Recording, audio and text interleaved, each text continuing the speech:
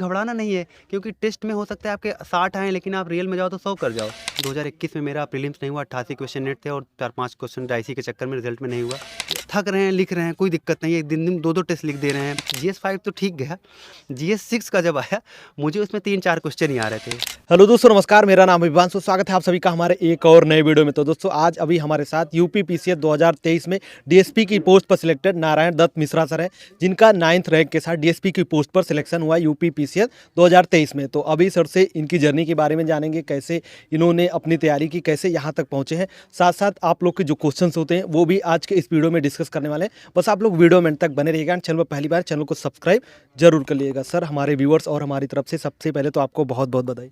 धन्यवाद विवांशु जी, आपको भी और मेरे सारे दोस्तों को भी। सर, हम जानना चाहेंगे कि आपका एजुकेशनल बैकग्राउंड क्या रहा, क्या पढ़ाई आपकी रही है सर? मैंने कंप्यूटर साइंस एंड इंजीनियरिंग में ग्रेजुएशन किया है 2011 में। उसके बाद से मैं आईटी में काम कर रहा हूँ लगभग 11 साल से, और पीसीएस में तीसरा अटेम्प्ट है मेरा। पीसीएस में तीसरा अटेम्प्ट। तो मतलब इसके पहले जो 2 अटेम्प्ट हुए थे उसमें क्या चीज़ें हुई थी? उसमें मेरा प्रीलिम्स नहीं हुआ था, प्रीलिम्स का एक मेरा इश्यू रहता था, तो इस बार मेरा प्रीलिम्स हुआ और पहला ही मेंस था और पहला इंटरव्यू। और इसके बाद हम जानना चाहेंगे, जैसे कि अभी आप बता रहे थे कि आप जॉब भी कर रहे थे, तो मतलब अभी भी कंटिन्यू आप जॉब कर रहे हैं या फिर मतलब आपने जॉब से रिजाइन करके तब तैयारी कंटिन्यू की थी?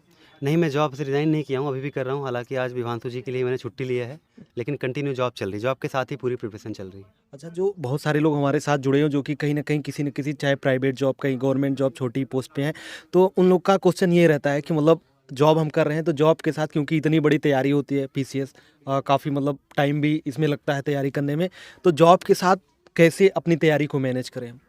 बहुत अच्छा क्वेश्चन है एक्चुअली, क्योंकि बहुत एक्सटेंसिव तैयारी है, जैसा कि विवांशु बोल रहे हैं।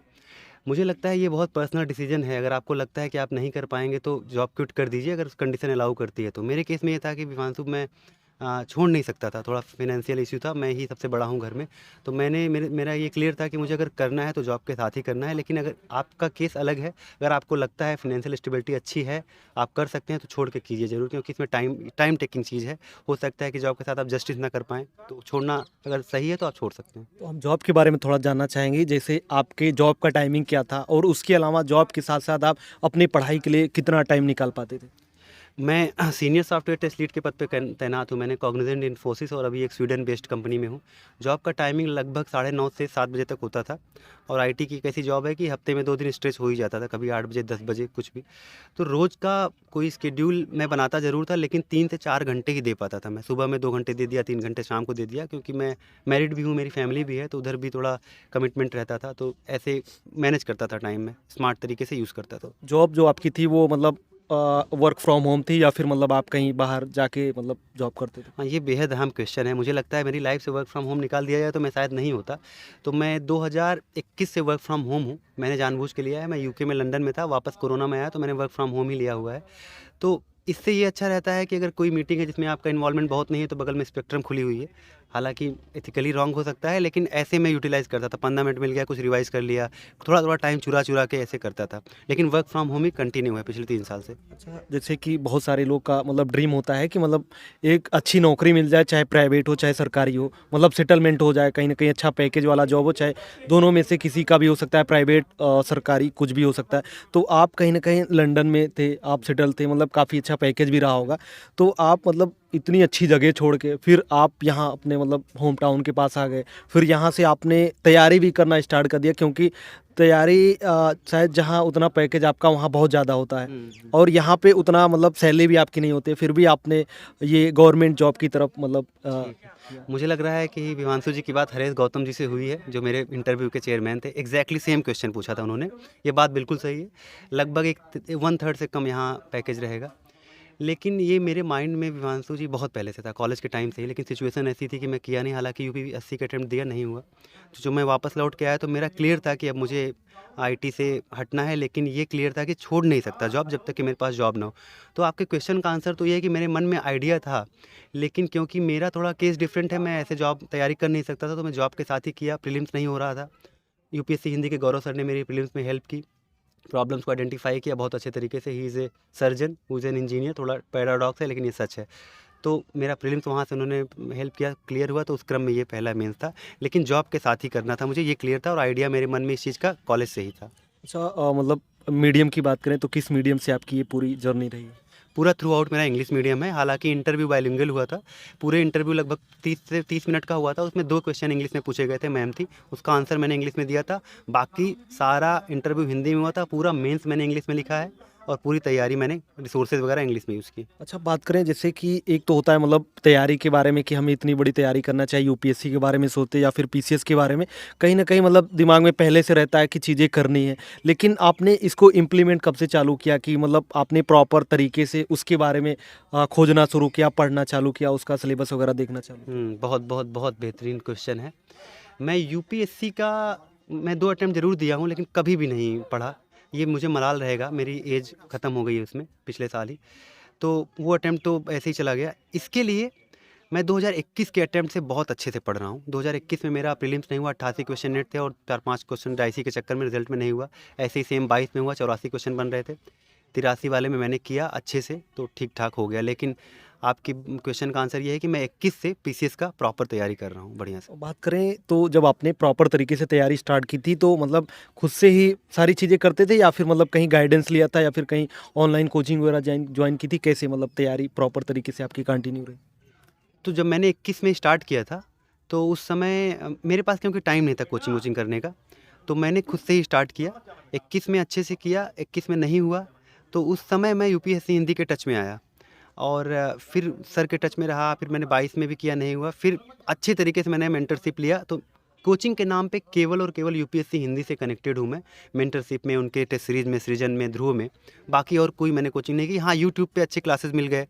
जैसे अपडेट्स के लिए आप लोग का चैनल हो गया और अगर सोर्सेज के लिए, करंट के लिए कोई यूट्यूब चैनल हो गया, बस। बाकी ऐसी कोई कोचिंग नहीं कि मैं जाके करूँ। हाँ, टेस्ट सीरीज़ ज़रूर जो मार्केट में मिल जाती हैं फ़ोटो कॉपी, उसको ले आके करता था। अच्छा, अगर यहीं यूट्यूब की बात करें तो मतलब आज के टाइम पे क्या है कि मतलब चीज़ें यूट्यूब पे अच्छी भी मिल जाती हैं, मतलब बहुत चीज़ें और भी चलती रहती हैं, चाहे यूट्यूब की बात करें, इंस्टाग्राम की बात करें, तो ये किस तरीके से मतलब हमारी जर्नी में हेल्प करता है और किस तरीके से हमें डिस्ट्रैक्ट करता है ये चीज़ें? बहुत इम्पॉर्टेंट है आप लोग के लिए, बहुत अच्छा क्वेश्चन है। होता क्या है कि मैं सॉफ्टवेयर इंजीनियर हूँ, तो मैं अच्छी तरीके से जानता हूँ, जितनी भी सोशल मीडिया साइट्स हैं वो ओपिनियन बिल्डिंग पे काम करती हैं। जो कंटेंट आप देखेंगे वही आपको हाँ, बिल्कुल। रिकमेंडेशन आएगा। तो ये आपकी रिस्पॉन्सिबिलिटी है कि आप किस तरीके का कंटेंट कंज्यूम कर रहे हैं। अगर आप इसमें हैं तो इट्स योर मोरल रिस्पॉन्सिबिलिटी कि आप उसी तरीके का कंटेंट कंज्यूम करें, तो रिकमेंडेशन भी वैसे आएंगे। आपको ही फिल्टर आउट करना है। थोड़ा बहुत चलता है, मैं भी करता हूँ, सब करते हैं, लेकिन ये जुडिशली डिसाइड करना होगा कि आपको क्या देखना है, आप किस प्लेटफॉर्म को कैसे यूज़ करते हैं। टेलीग्राम का बहुत अच्छा यूज़ कीजिए, यूट्यूब हो गया, जैसे आपने इंस्टाग्राम का किया, अच्छे अच्छे चैनल को फॉलो कीजिए, अच्छे लोगों को कीजिए, अच्छे आएंगे। लेकिन अगर आप अलग तरीके का कंटेंट देखेंगे जो कि रेलेवेंट नहीं है, तो उसी तरीके का आएगा और वो आपके ओपिनियन को शेप करता जाएगा, तो वो डिस्ट्रक्टिव होगा ज़रूर। लेकिन कैसे यूज़ करना है कंस्ट्रक्टिव, वो आप पे है। अगर आप अच्छा करेंगे तो ये बहुत ज़्यादा हार्मफुल नहीं है। अच्छा, सबसे पहला फेज़ जो होता है वो प्रीलिम्स का होता है। तो 2 बार आपने प्रीलिम्स दिया था, कुछ नंबरों से मतलब आपका नहीं हो पा रहा था। मतलब वो तो गलतियाँ आप ही जानते होंगे क्या गलतियाँ हो रही थी। उसके बाद आपने अपनी गलतियों को कैसे आइडेंटिफ़ाई किया? उसके बाद कैसे क्या इम्प्रूवमेंट किया कि मतलब इस बार आपका प्रीलिम्स भी हुआ और फाइनल सिलेक्शन भी आपका हो गया? बहुत अच्छा, इस पे बहुत डिस्कशन हुआ है गौरव सर से। हुआ क्या कि मैं अ, सारे वो पैरामीटर्स चेक करता था जो कि प्रीलिम्स में हो जाना चाहिए। मेरे टेस्ट सीरीज़ में अच्छे नंबर आते थे। कुछ ऐसा होता था कि मेरे 90 का सिंड्रोम था, मेरा 90 क्वेश्चन नेट क्रॉस नहीं होते थे। 88 हो गया था 21 में, 84 या 83 था 22 में। तो इस पे मेरी गौरव सर से बात हुई, तो उन्होंने मुझसे बहुत सारे क्वेश्चन पूछे चेकलिस्ट की, ये करते हैं आप, ये करते हैं, सारे क्वेश्चन का आंसर यस था। तो वो बोल रहे हैं कि यार अब तो अब बजरंग बली की शरण में जाओ, वही पार कराएंगे। फिर अचानक से कुछ हुआ, मुझे पूछते हैं कि आप क्या बोलते हैं कि टेस्ट के जस्ट पहले क्या करते हैं, 2 हफ्ते पहले? तो मैंने बोला सर मैं 1 हफ्ते की छुट्टी लेता हूँ। तो बोलते हैं कि नहीं, आप मैक्सिमम छुट्टी कितनी ले सकते हैं? मैंने बोला 2 हफ्ते, बोले वो लीजिए। तो आई थिंक वो बहुत काम किया मेरे केस में। उनका एक्सपीरियंस था कि उनको लगा कि ये पैनिक के चक्कर में 3-4 क्वेश्चन गलत हो जाता है। मैंने इस बार क्या किया कि 2 हफ्ते की छुट्टी ली और वो मेरे लिए काम किया। जो 3-4 क्वेश्चन करंट के गलत होते थे वो सही हुए और ठीक गया। मतलब मैं मार्जिन पे रहता था, वो जाके 95 लगभग हो गया था, तो मेरा इस बार इजीली क्रॉस हो गया। ये सबके केस में अलग होगा। सबका हो सकता है कि कंटेंट लेवल प्रॉब्लम हो, आपको ज्योग्राफी में प्रॉब्लम हो। मेरा वो दिक्कत नहीं था, मेरा कंटेंट अच्छा था। मेरे ये लास्ट में मैं छुट्टी कम लेता था, जॉब में था, तो वो 1 हफ्ते का पैनिक बन जाता था, रिवाइज़ नहीं हो पाता, तो उसके चक्कर में 3-4 क्वेश्चन सही हो रहे, गलत हो जाते थे। वो चीज़ मैंने इस बार सॉर्ट आउट की, गौरव सर ने मेंटर किया, तो वो सही हो गया। मेरे केस में ये था। अच्छा, कुछ लोग का होता है कि जैसे टेस्ट सीरीज़ आपने बताया कि मतलब आपने टेस्ट सीरीज़ का काफ़ी मतलब अच्छे से यूज़ किया है, लेकिन बहुत सारे लोग का क्या होता है कि टेस्ट सीरीज जब देखते हैं, मान लीजिए लगाए, नंबर कम आया, तो वो क्या सोचते हैं कि मतलब चलो यहाँ पे नंबर कम आ रहा है, टेस्ट सीरीज छोड़ देते हैं, सीधे डायरेक्ट एग्जाम में देंगे, हो सकता है वहाँ चीज़ें अच्छी हो जाए। तो टेस्ट सीरीज हमको किस प्रकार से मतलब यूज करनी चाहिए अपने एग्जाम के लिए इसको? ये आप बहुत सही में रिलेवेंट चीज़ें पूछ रहे हैं, ये सबके साथ होता है। मतलब 100% अगर कैंडिडेट है तो 99 के साथ होगा ही, बहुत एक्सेप्शनल होंगे जिनका बहुत अच्छा आता होगा, मेरे साथ भी होता था। लेकिन आपको ये समझना पड़ेगा कि टेस्ट सीरीज़ का प्राइम पर्पज़ ही वही है कि आपको गलती पता चले, तो उससे घबराना नहीं है, क्योंकि टेस्ट में हो सकता है आपके 60 आएँ लेकिन आप रियल में जाओ तो 100 कर जाओ। टेस्ट का होल पर्पज़ है कि आप गलती करें, सीखें। होगा क्या कि जब आप 10-15 टेस्ट लगा लेंगे over the period of time, आपका इम्प्रूव होने लगेगा। तो उससे घबराना नहीं है, लगाना है। 20 भी आ रहा है तो लगाना है। पहले में देंगे हो सकता है 10 ही आए, लेकिन जो ना आपके क्वेश्चन गलत हो रहे हैं उनको A4 पे नोट कीजिए, पेपर पे, उसका अच्छे से नोट्स बनाइए। नेक्स्ट दिन जाने से पहले सारे को रिवाइज़ करके जाइए, आपको रिज़ल्ट दिखेगा। तो जैसे कि बात करें, जैसे आपने बताया 10 नंबर की बात करें कि अगर कोई टेस्ट लगा रहा है, मान लीजिए नंबर बहुत कम आ गया, तो वहाँ पे क्या होता है कि सोचते हैं कि टेस्ट लगाने से अच्छा पहले जो हमने नोट्स बनाया या फिर जो इसके लिए रिलेवेंट चीज़ें हैं वो पढ़ लिया जाए, मतलब टेस्ट छोड़ के। बिल्कुल सही, ऐसा होता है सबके साथ। हिमांशु जी बहुत सही बात कह रहे हैं। लोगों को लगता है यार मैं जब नंबर ही कम आ रहे हैं पहले मैं सारा पढ़ लूँ फिर करूँ। लेकिन आपको समझना होगा सब लोग को कि ये नेवर एंडिंग प्रोसेस है। आप कभी नहीं कंप्लीट कर पाएँगे सिलेबस। लेकिन एक लॉजिकल मध्यम मार्ग तो रखना पड़ेगा। तो ऐसे कर सकते हैं कि आपको मान लीजिए हिस्ट्री का टेस्ट देना है। जो आपके पास बेसिक मटेरियल है हिस्ट्री के उसको आप पढ़ लीजिए। टेस्ट देने जाइए, टेस्ट नहीं छोड़ना है। इर्रिस्पेक्टिव ऑफ द स्कोर, जो गलती आ रही है उसको नोट कीजिए, सेम चीज़ बाकी के लिए रिपीट कीजिए। आप ये कभी मत सोचिए कि यार मैं सारा कर लूँगा, ये नेवर एंडिंग लूप है। अगर आप इसमें पड़ गए ना तो मेंटली प्रिपेयर नहीं हो पाएँगे। टेस्ट को टेस्ट की तरह लीजिए और उससे सीखिए और इवेंचुअली अंत में सब सही होगा। अच्छा, टेस्ट में मतलब 2-3 प्रकार की चीज़ें होती हैं। एक तो मतलब मार्केट में सारी कोचिंग्स के टेस्ट आते हैं, वो हम ले आके अपने रूम पे करें, और दूसरा हो गया कि मतलब कोई ऑफलाइन संस्था है वहाँ पे जाकर हम टेस्ट दें, और तीसरा ये हो गया कि बहुत सारे लोग ऑनलाइन टेस्ट भी करवाते हैं तो वो करें। तो उसमें से मतलब कहाँ, मतलब किस प्रकार से हमें टेस्ट देना चाहिए? मेरा मानना ये है कि कोई एक टेस्ट सीरीज ज्वाइन कर लीजिए, जो ऑनलाइन ऑफलाइन कुछ भी हो, आपके फिनेंशियल सिचुएशन या टाइम के हिसाब से देख लीजिए।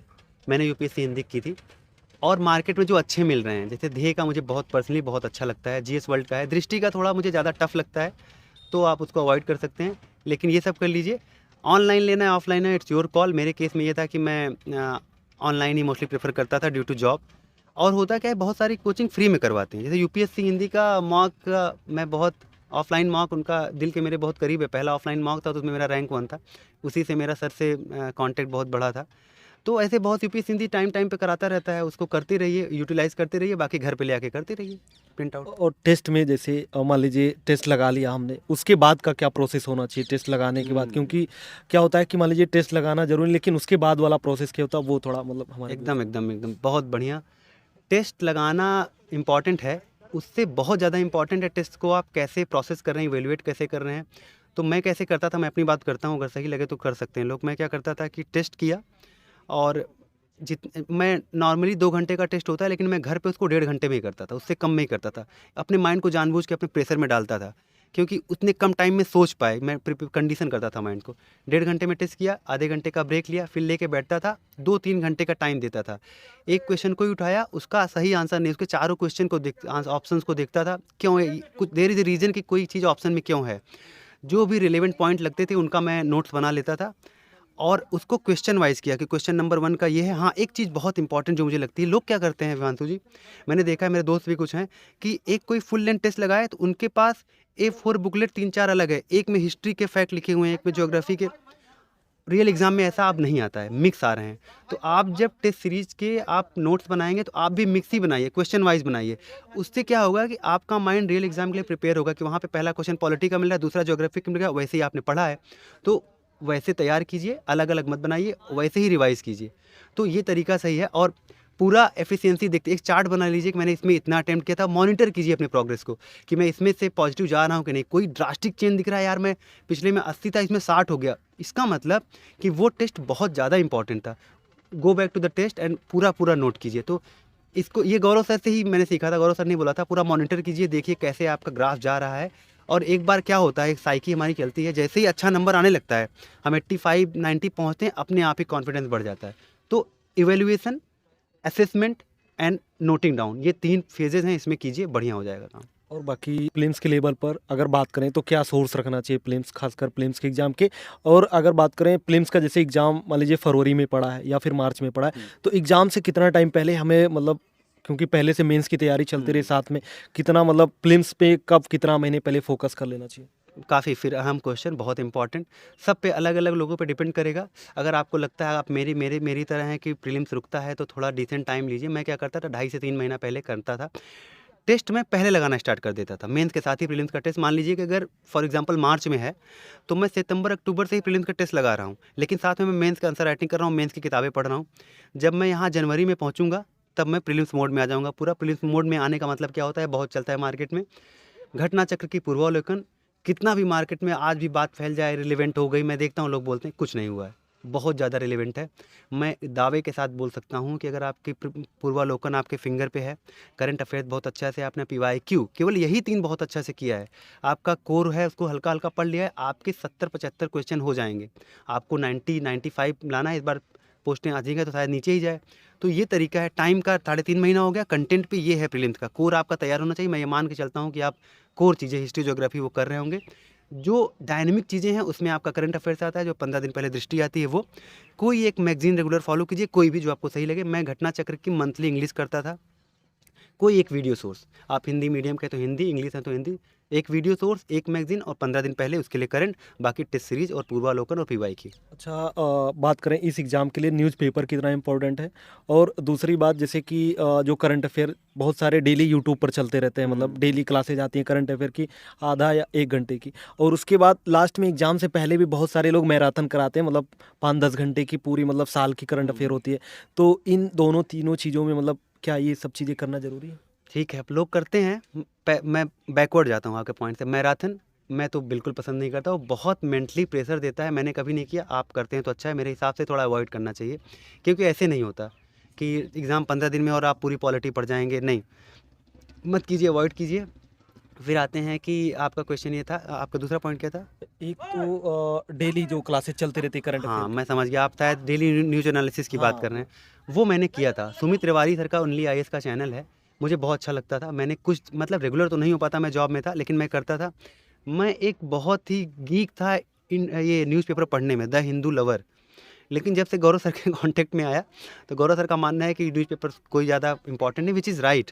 क्यों? अगर आप विज़न की मंथली कर रहे हैं तो PCS में इतना इफेक्टिव नहीं है, लेकिन इफेक्ट कहाँ पे है मैं बता रहा हूँ। जब आप उसको पढ़ेंगे, हो सकता है आप बहुत अच्छे से मत कीजिए, आपका घटना चक्र से करंट हो रहा है, लेकिन उसमें कुछ कीवर्ड हैं, उसको उठा के अपने मेंस की कॉपी में लिखते जाइए, पढ़ लीजिए बस। तो उससे आपका मेंस भी तैयार होता रहेगा, और जो प्री स्पेसिफिक UPPCC का करंट है वो आपका घटना चक्र मंथली से होता रहेगा। न्यूज़पेपर नहीं भी पढ़ेंगे तो काम चलेगा, PCS के लिए बात कर रहा हूँ मैं। तो इतना कोई वो नहीं है, मैराथन अवॉइड करना चाहिए मेरे हिसाब से। डेली न्यूज़ एनालिसिस, मेरे हिसाब से आप खाना खा रहे हैं, आधे घंटे का होता है, 1.5 पे, किसी का भी जो अच्छा लगे। मेरे लिए सुमित सर का बहुत अच्छा था, लगा के देख लीजिए। उससे क्या रहेगा, आपके सबकॉन्शियस माइंड में इश्यूज फीड होते जाएंगे। मेरे साथ बहुत हुआ, इंटरव्यू में बहुत फ़ायदा किया, तो करना चाहिए मेरे हिसाब से ये 2 चीज़ें, मैराथन अवॉइड करना चाहिए। और उसके बाद चलते हैं, जो दूसरा फेज होता है वो मेंस का होता है। तो मेंस के लिए अगर पेपर 1 से लेकर 4 तक की बात करें, तो उसके लिए आपकी क्या रणनीति रही थी और कैसे उसकी तैयारी आपकी रही थी? मैंने UPSC हिंदी का टेस्ट सीरीज ज्वाइन किया था। सर लोग का 6 टेस्ट का सीरीज था, प्लस हिंदी प्लस ऐसे, और एक मैंने PYQ लगा लिए थे 2018 से लेके, हाँ, 22 तक। सिर्फ मेंस के लिए मैंने यही किया था। मैं जो अपने, मेरे पास क्योंकि टाइम नहीं था, जॉब में था मैं, 3-4 घंटे मिलता था, और मैंने लास्ट में छुट्टी ली थी लगभग 45 दिन की, लेकिन वो भी टाइम बहुत पढ़ना पड़ता था तो कम था। मैं जो सोच पाता हूँ कि मेरे लिए क्या काम किया, मेरी थोड़ा अनऑर्थोडॉक्स स्टाइल है आंसर राइटिंग की, उस पे बात करेंगे, और ऐसे वगैरह मैं डिफरेंट तरीके से लिखता हूँ। मैंने एक जो अच्छी चीज़ की थी, मैंने FTL फुल लेंथ टेस्ट बहुत लिखे थे। मैं बहुत अच्छे से इवैल्यूएट कराता था, जो भी वो बोलते थे उनको अच्छे से नोट करता था, मतलब एकदम रूथलेस तरीके से। थक रहे हैं, लिख रहे हैं, कोई दिक्कत नहीं है, दिन-दिन 2-2 टेस्ट लिख दे रहे हैं। अगर फुल लेंथ लिखने का मन नहीं है, कोई 7 क्वेश्चन उठा के रैंडमली लिख दे रहे हैं, और उनको नोट कर रहे हैं। उनका मेरे पास GS 1, 2, 3 पे उनके प्रॉपर बुकलेट हैं। जैसे GS 4 का एग्जांपल करूँ, कोई भी अच्छी कैची लाइन मुझे दिख गई, एक अच्छा अभी याद आया, बताता हूँ, मेरा अनऑर्थोडॉक्स जो मैं बोल रहा हूँ कैसे ट्रेडिशनल से हट के है। एक क्वेश्चन आया था परसुएशन का, मुझे मालूम है 3800 लोग दिए हैं, 3799 लोग एग्जाम्पल यूज़ नहीं करेंगे। आया था, मैंने उसमें एग्जाम्पल लिखा है, बचपन से हम देखते हैं। मैंने उसमें परसुएशन एज ए टूल एक हेडिंग डाली, उसमें लिखा है कि मैसेज कैसे यूज़ हो सकता है परसुएशन में। तो उसमें मैंने ये सब लिखा था कि पढ़ी लिखी नारी घर की उजियारी, जो हम दीवारों पे बचपन में पढ़ते थे, या गंगा में पाप धोएं गंदगी नहीं, ये सब चीज़ें कोई नहीं लिखता। तो मेरा पॉइंट ये है कहने का, ये कि अब PCS में इनोवेशन रिवॉर्ड होने लगा है। अब आप रिजिड जो कंटेंट किताबों में है उसको छोड़ के अगर आपको कुछ लगता है यार ये तो कुछ अच्छी चीज़ है, नई चीज़ें। हाँ, उसको ज़रूर कीजिए। मेरे निबंध में भी देखा, मेरा ऐसे का कॉपी मैं विवांतु जी को दे दूँगा, आपके चैनल पे चला जाएगा। मैं बहुत ही डिफरेंट ऐसे लिखता था जो कि पीसीएस में मुझे बोला भी गया था, ऐसा मत लिखो यार, ये तो यूपीएससी लेवल का है, डम डाउन करो। यहाँ लोग बूढ़े लोग बैठेंगे, कॉपी में कम नंबर दे देंगे। मैंने कहा देंगे तो देंगे। मैं थोड़ा अपना स्टाइल में लिखता था, मुझे लगता है वो मेरा मार्कशीट आएगी तो पता चलेगा, लेकिन मुझे लगता है रिवॉर्ड किया। लेकिन आपके क्वेश्चन पे आते हैं कि कैसे किया, पीवाईक्यू और एक टेस्ट सीरीज किया, खूब सारे पेपर लगाए, जो पीडीएफ जो भी मिल गई, 5 क्वेश्चन कहीं से भी डाले, खूब सारा टेस्ट लगाया। टेस्ट ड्रिवन प्रिपरेशन मेरा अप्रोच रहा है। अच्छा, बात करें कि पेपर 5 और 6 जो कि न्यूली ऐड हुआ था, लेकिन आप पहले से तैयारी कर रहे थे, तो कहीं न कहीं आपने ऑप्शनल की तैयारी जो है पहले से कर रखी होगी। बिल्कुल। लेकिन फिर अचानक से मतलब चेंज हो जाता है कि वो आपका ऑप्शनल पेपर हट गया, उसकी जगह यूपी स्पेशल आ गया। तो आपने किस तरीके से चेंजेस किए अपने अंदर कि मतलब आप ऑप्शनल छोड़ो, अभी यूपी स्पेशल तैयारी करना? बिल्कुल, काफ़ी सही बात है। ऑप्शनल मेरा सोशियोलॉजी था, मैं बहुत अच्छा था सोशियोलॉजी में, लेकिन अचानक से हट गया, अच्छा ही हुआ सबके लिए। लेकिन मुझे ये बात पता था कि सबके लिए नया है, मैं अकेला तो हूँ नहीं, जो आएगा सबके लिए आएगा, जो कंटेंट मार्केट में सबके लिए, तो मैं क्या अलग करूँ? आपको बताता हूँ एग्ज़ाम के दिन की बात। मैंने कैसे कंटेंट तैयार किया, एक ग्रुप था सत्यम सर का, उसमें मैंने अपना एक ग्रुप बनाया, लोगों को टॉपिक्स डिवाइड किए, 20-20 टॉपिक, सबसे बोला बनाओ, 5 दिन में हम लोग के पास नोट्स बन गए थे। वो एक था मेरा पीडीएफ, दूसरा फिज़िक्स वाला की एक पीडीएफ आ गई थी, प्लस टेस्ट वर्ल्ड की एक क्वेश्चन आंसर फॉर्मेट में आ गई थी। उसको लेके मैंने अपनी एक डायरी बनाई थी, टॉपिक वाइज़ उसमें अपने कुछ लिख लिए थे। मैं फिर रुका, मैंने सोचा कि यार सब तो वही लिखेंगे, मैं क्या करूँगा? फिर पेपर के दिन गया, जीएस 5 तो ठीक गया, जीएस 6 का जब आया, मुझे उसमें 3-4 क्वेश्चन ही आ रहे थे। सच एकदम लिटरल 3-4 क्वेश्चन ही सही से आ रहे थे। फिर मैंने बोला कि अभी ये ऑटो पायलट मोड ऑन करो, इसमें जितना इनोवेशन हो पाता है, हर क्वेश्चन में ज़बरदस्ती कहीं भी मैप लग रहा है, मैप घुसा रहे हैं, फ्लो चार्ट बना रहे हैं, कुछ भी केस स्टडी टाइप मैंने हाँ, एक नया इनोवेशन किया था। जैसे कि क्वेश्चन कर रहा हूँ, मान लीजिए एमएसएमई का क्वेश्चन है, मैं पूरा क्वेश्चन लिखते जा रहा हूँ, अगर उसमें कोई डायग्राम चार्ट है उसको बनाया, तो मैं एक चीज़ और करता था कि मैं बीच में जाके एक बॉक्स बनाया, उसमें लिखा snapshot of the issue, MSME heading डाला स्लैश स्नैपशॉट, एमएसएमई इतना जीडीपी में करता है, 3-4 लाइन बस, वो जिससे कि हाइलाइटर दिख जाए बस। वो मैंने जो इकोनॉमिक सर्वे आता है उससे सीखा था, उसमें ये लोग बीच में बॉक्सेस में डालते हैं, तो मुझे लगा गवर्नमेंट जब ऐसा ही कर रही है तो गवर्नमेंट को ये अच्छा लगेगा। तो थोड़ा-थोड़ा जो आपको लगता है, जैसे फॉर एग्ज़ाम्पल एक चीज़ याद आ रहा है हिमांशु जी, मैं बताना चाहूँगा, एक क्वेश्चन आया था बायोटेक्नोलॉजी के ऊपर। बायोटेक्नोलॉजी के ऊपर क्वेश्चन आया, मैंने पूरा बायोटेक का हम लोग विज़न से मैंने पढ़ा था वो सब लिख रहा हूँ, लेकिन मैंने बीच में क्या किया, मैंने एक बायोटेक्नोलॉजी का जो चक्र होता है कि कैसे बायोम जो है हमारा कैसे एनर्जी में बदलता है, मैंने सूरज बना दिया, सूरज की रोशनी पड़ते हुए कचड़े दिखा दिया, कितना डिकम्पोज हो रहा है, वो जा रहा है फैक्ट्री में, मैंने बिल्डिंग लिटरली मैंने बिल्डिंग बना दी थी कॉपी में, फिर वो प्रोसेस होके आ रहा है। तो ये छोटी-छोटी चीज़ें ऐसी मैंने बहुत की, जीएस में कोट से स्टार्ट किया, विमेन एम्पावरमेंट का क्वेश्चन आया था, मैंने विवेकानंद जी का कोट किया कि a bird can not fly on one wing.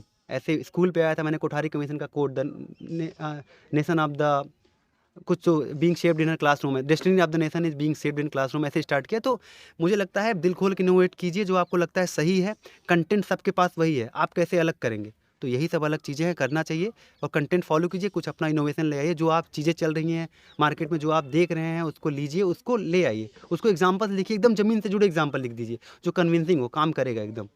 और एक चीज़ हम जानना चाहेंगे, जैसे मान लीजिए तैयारी के बारे में सोचते हैं, तो कहीं मतलब हमें कोचिंग लेना चाहिए, ऑफ़लाइन, ऑनलाइन, या फिर कहीं किसी का गाइडेंस लेना चाहिए? क्योंकि तैयारी लंबी है, तो मतलब सभी लोग सोचते हैं कि जब तक हम 2 लाख खर्च करके कोचिंग नहीं जॉइन करेंगे, हो सकता है हमारा सिलेक्शन ना हो।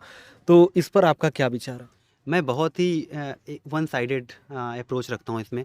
मेरे हिसाब से कि तैयारी नो डाउट बहुत टफ़ है, लंबी है, लेकिन 2 लाख नहीं जस्टिफाइड है। अगर आपके पास ठीक है, पैसा है, टाइम है, अफ़ोर्ड कर सकते हैं तो बेशक जाइए, लेकिन मैं उन बच्चों की तरफ से बात कर रहा हूँ जो गरीब हैं, जो इतना अफ़ोर्ड नहीं कर सकते। तो मैं ये क्वेश्चन अगर आप 10 साल पहले पूछते तो मैं बोलता शायद कि हाँ, कर लो चलो भाई। लेकिन अभी इतना कुछ कंटेंट अवेलेबल है, आपने एक चीज़ किया कि मेंटरशिप, वो बहुत इंपॉर्टेंट है। मेरे हिसाब से वो बहुत सही चीज़ है। मेरे केस में गौरव सर मेरे मेंटर रहे यूपीएससी हिंदी के। तो ऐसे कोई मेंटर देखिए जो आपकी प्रॉब्लम को आइडेंटिफ़ाई करें और अच्छे-अच्छे कोर्सेज़ छोटे-छोटे कम पैसों में जॉइन कीजिए। बहुत अच्छा प्रोवाइड करा रहे हैं यूपीएससी हिंदी के छोटे-छोटे कोर्सेज़, एनसीईआरटी के हैं, ध्रुव बैच है, जॉइन कीजिए। मुझे नहीं लगता कि 2 लाख खर्च करने की ज़रूरत है। स्मार्ट तरीके से यूट्यूब के अच्छे वीडियोज़, अच्छे चैनल फ़ॉलो कीजिए और हो जाना चाहिए। इससे कवर हो जाता है। अपने ऊपर काम कीजिए, मतलब ये ऑपरेशनल फ्रंट जो है कि कहाँ कोचिंग करें, पैसा लगाएँ, इस पे ज़्यादा ध्यान नहीं दो। जो आपका क्वालिटेटिव फ्रंट है, आपको क्या करना है, कितना एफर्ट डालना है, कितने आंसर लिखने हैं, उस पे काम कीजिए ना। आप अगर मैं कहता हूँ अगर आपके अंदर विल पावर है, आप 7-8 हज़ार आंसर लिखो मेंस के, नो आपका आंसर वैसे ही अच्छा हो जाएगा, कोई कोचिंग जरूरत नहीं। अरे आप 100 क्वेश्चन खराब लिखोगे ना, 101 के बाद टॉपर्स कॉपी देखिए, हाँ बहुत इंपॉर्टेंट है। मेरे केस में टॉपर्स कॉपी का बहुत योगदान रहा। मैंने रैंक 1 जो इशिता किशोर मैडम है शायद, उसके पहले एक श्रुति मैम थी शायद, इन लोग की कॉपी लिटरली मैंने प्रिंट आउट लिया था, उसको एक किताब की तरह मैं यूज़ करता था। उनके एग्जाम्पल्स अपने नोट में लिखा और मैं रियल एग्जाम में लिख के आया। तो एक ये सब तरीके हैं, नॉन ट्रेडिशनल तरीके। कोचिंग को छोड़ के ऐसे कीजिए, इफेक्टिव रहेगा, पैसा भी नहीं लगेगा, टाइम भी बचेगा और सही काम भी हो जाएगा। आजकल चीज़ें चेंज हो गई हैं। जो लास्ट फेज होता है वो होता है इंटरव्यू का। अच्छा, हम सोच रहे हैं कि इंटरव्यू का एक अलग से वीडियो 5-7 मिनट का बना लें, क्योंकि इंटरव्यू की गाइडेंस भी उसमें मिल जाए। लेकिन एक चीज़ यहाँ जानना चाहेंगे, जैसे कि जब तैयारी के फेज में होते हैं, चाहे प्रीलिम्स और मेंस की जब तैयारी कर रहे होते हैं, तो अपने अंदर हमें क्या चीज़ें इंप्रूवमेंट करनी चाहिए कि साथ साथ हमारा इंटरव्यू वाला प्रोसेस कंप्लीट होता रहे। बहुत सही चीज़ है। मैं एकदम इस बात का बिलीवर हूँ कि इंटरव्यू की तैयारी, इस इंटरव्यू की तैयारी फॉर एग्जांपल नहीं हो सकती कि मैं विवांशु जी आ रहे हैं और मैं तैयार होकर बैठूँ। ये एक प्रोसेस है। आप प्रीलिम्स पढ़ रहे हैं तो आप ऐसे साइलोज में रटिए मत ना हो। अगर कोई मुद्दा है तो उसको सोचिए, 2 मिनट अपने से सोचिए। कुछ नहीं समझ में आ रहा है, अगर आप इंग्लिश मीडियम में, हिंदी मीडियम में, सनसेट टीवी फॉलो कर लीजिए। कोई अच्छी डिबेट जो चल रही है उसको देखिए, अपना ओपिनियन बनाइए, 2-4 लोग से बातें करिए। तो उससे क्या होता है कि आपको पता भी नहीं चलेगा, आपका बदल जाएगा सोचने का तरीका। ये हो गया आपके कंटेंट लेवल पे। दूसरी चीज़ इंटरव्यू की जो आप बोल रहे हैं होता है जो कि नॉन इनफॉर्मल कम्युनिकेशन, कि कैसे बैठना है, कैसे बात करनी है, उस पे अगर आपको लगता है प्रॉब्लम है तो उसके लिए लास्ट टाइम पे मॉक वगैरह देके कंट्रोल किया जा सकता है। ये दो फ्रंट पे काम करना चाहिए। और उसके बाद कहीं न कहीं जब तैयारी करते हैं तो बहुत सारा फेज ऐसा भी है, तो जैसे आपके साथ भी हुआ कि मतलब 2 बार प्रीलिम्स में आपका क्वालीफाई नहीं हुआ, तो उस समय क्या होता है, डिमोटिवेशन वाला फेज आता है। तो उस डिमोटिवेशन वाले फेज से कैसे बाहर निकलें? कैसे अपने आप को मोटिवेट करें कि अभी फाइनल सिलेक्शन तक हमें पहुँचना है? एकदम बहुत बेहद मेरे दिल के बहुत करीब ये क्वेश्चन है। मैं 2 बार प्रीलिम से रुका। मेरा एक ग्रुप था, 12 लोगों का ग्रुप मैंने बनाया था, इश्क आयोग नाम से। मेरे दोस्त वो देख रहे होंगे तो समझ रहे होंगे। उसमें सारे इक्वली टैलेंटेड लोग थे। सौम्या मैम, आदित्य, बाकी सारे लोग, सब लोग एकदम टैलेंटेड थे। लेकिन कुछ तो रीज़न रहता है जो रुक जाता है, तो उसमें डिमोटिवेशन होता है। तो मैं उसमें भी देखता था, बातें चलती थी, यार नहीं हो रहा है, लक नहीं काम कर रहा है, which is right, luck factor है। लेकिन मेरा मानना ये है कि सही तरीके से काम कीजिए और आपका जब टाइम होगा उस बार हो जाएगा। मेरा 2 बार नहीं हुआ, गौरव सर ने बोला ऐसा कुछ करो, मेरे केस में वो काम किया। आपकी प्रॉब्लम हो सकता है दूसरी हो। तो डिमोटिवेशन में जाने के बजाय देखिए 2-3 दिन तो रहता है। रिजल्ट आया, आपने मेहनत किया, बॉर्डर पे नहीं हुआ तो आता है, लेकिन फिर से लगिए, देखिए क्या प्रॉब्लम है, काम कीजिए। और इस बार तो वैकेंसी वगैरह बहुत अच्छी है, सबका होना चाहिए, काम करके अच्छे से उसको सॉल्व कीजिए, हो जाएगा। डिमोटिवेट होने से अच्छा है कि कंस्ट्रक्टिव वे में टाइम को यूज़ कीजिए और टेस्ट बेस दीजिए। ओके सर, आपका बहुत-बहुत धन्यवाद कि आपने हमारे और हमारे व्यूअर्स के लिए इतना अच्छा टाइम दिया, उसके लिए आपका बहुत-बहुत धन्यवाद। थैंक यू विवांशु जी के चैनल को फॉलो कीजिए, यूट्यूब को। मैं बहुत बड़ा प्रशंसक हूँ इनका। इनके टेलीग्राम को भी कीजिए, बहुत अच्छी न्यूज़ आती है, हर चीज़ अपडेट रहती है। Thank you so much. तो दोस्तों, वीडियो कैसा लगा आप लोग एक बार कमेंट करके जरूर बताना। एंड जो सर ने आपको वीडियो में बताया कि मतलब जो भी इनका मटेरियल होता है वो हमें प्रोवाइड कर देंगे, तो हम अपने टेलीग्राम चैनल पर आप लोग को प्रोवाइड कर देंगे। टेलीग्राम चैनल का लिंक हमारे वीडियो के डिस्क्रिप्शन बॉक्स में दिया गया, आप वहाँ से ज्वाइन कर लीजिए। जैसे ही हमें इन सर की पीडीएफ प्राप्त होती है वो टेलीग्राम ग्रुप पर हम डाल देंगे। तो आज का वीडियो कैसा लगा, यदि आप लोग का कोई सजेशन है, सुझाव होता है, तो आप लोग हमारे कमेंट बॉक्स में कमेंट करके बता सकते हैं। तो चलिए फिर मिलते हैं अपने नेक्स्ट वीडियो में, तब तक के लिए जय हिंद, वंदे मातरम।